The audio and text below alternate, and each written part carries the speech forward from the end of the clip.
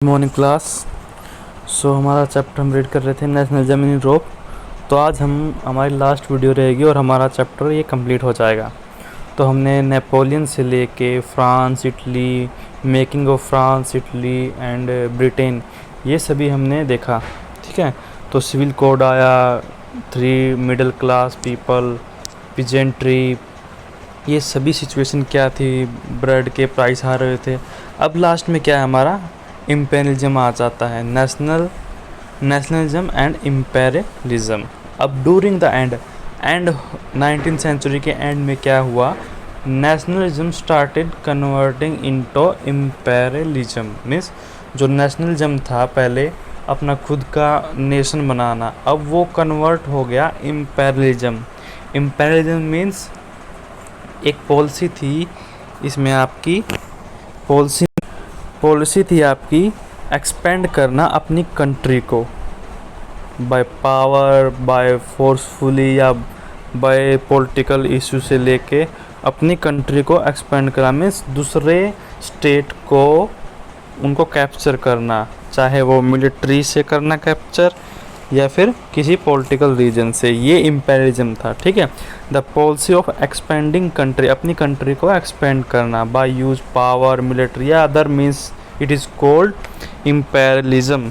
ठीक है, जो नेशनलिज्म की यानी कि पहले तो फ्रीडम होने की थी, अब वो कन्वर्ट होगी इम्पेरियलिज्म में। ठीक है, अब क्या था कि जो स्टेट थे सभी एक दूसरे से अलग होने लगे और अलग अलग क्या करने लगे, इम्पेरियलिज्म यानी कि कंट्री को अपने कैप्चर करने लगे। उसी कड़ी में आपका nationalism tension started Balkan area after 1871।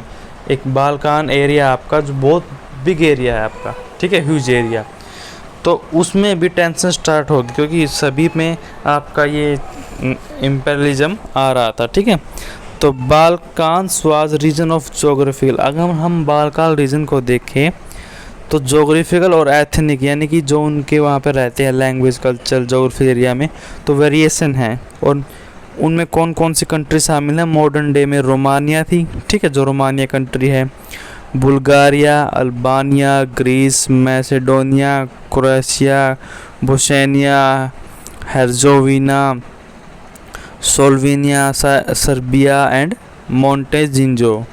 ठीक है, मोंटेजिरो, ये सभी modern day country at past time में बाल्कान रीजन थी। ठीक है, आपसे पूछ लिया जाए तो कौन सी कंट्री थी आपकी, ये सभी कंट्री थी, एग्जाम्पल दे सकते हो आप।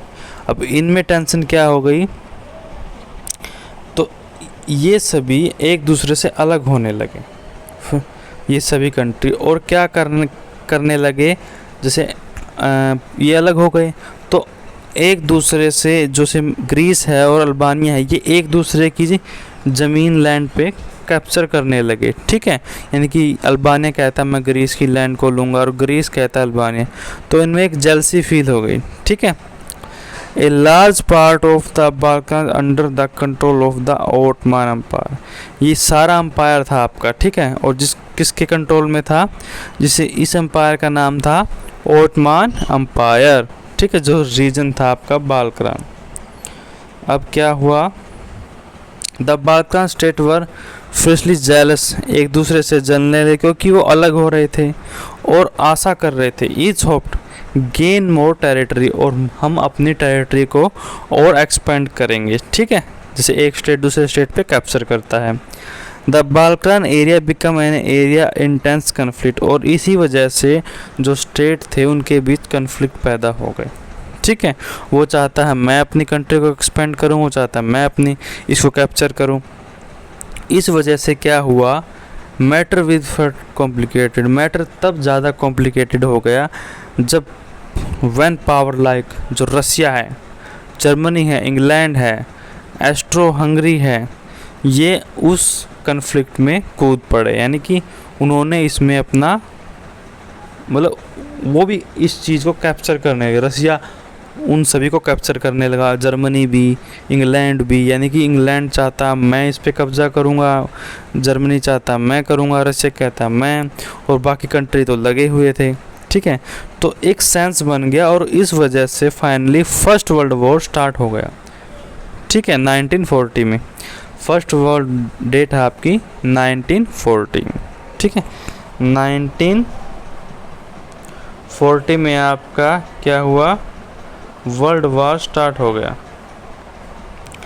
अब इस वजह से क्या हुआ, एंटी इंपीरियल मूवमेंट स्टार्ट हुआ, further lead to independence of many country. अब क्या हुआ, रसिया के जो जिसने इंग्लैंड को, जैसे आप जर्मनी को ले, जर्मनी में कैप्चर कर लिया इंग्लैंड ने, लेकिन वहाँ के लोग एंटी इंपीरियल मूवमेंट, यानी कि वो नहीं चाहते कि इंग्लैंड के लोग कैप्चर करें, तो उनके बीच मूवमेंट शुरू हो गया, ठीक है। वो उन्हें इंडिपेंडेंट होना चाहते थे, ठीक है। तो आप देख सकते हैं सिचुएशन क्या से क्या हो गई। वैसे ही रसिया ने अगर इंग्लैंड पे कब्जा किया तो वो चाहते हैं कि ये रसिया के जो पीपल्स हैं वो चले जाए, वो वहाँ के जो लोकल पीपल हैं उन्हें रिफ्यूज़ करने लगे, भगाने लगे। अब कुछ इम्पोर्टेंट डेट है, फ्रेंच रेवोल्यूशन कब हुआ, 1789। Civil code, Napoleon civil code कब आया, 1804। ट्रीटी ऑफ वियना कब साइन हुई, 1815। Great economic hardship 1830। Treaty of Constantinople 1832। Zollverein custom union 1834 और फ्रैंकफर्ट पार्लियामेंट यानी जर्मनी की पार्लियामेंट आपकी 1848 में, ठीक है।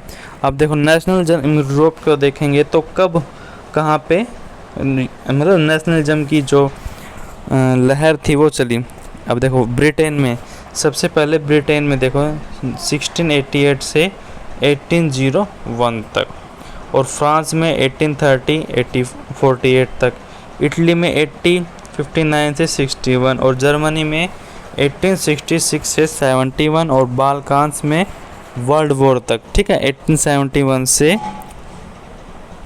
94 तक, ये 94 है, ठीक है, 1894 सॉरी 1940 है ये, ठीक है, 1914।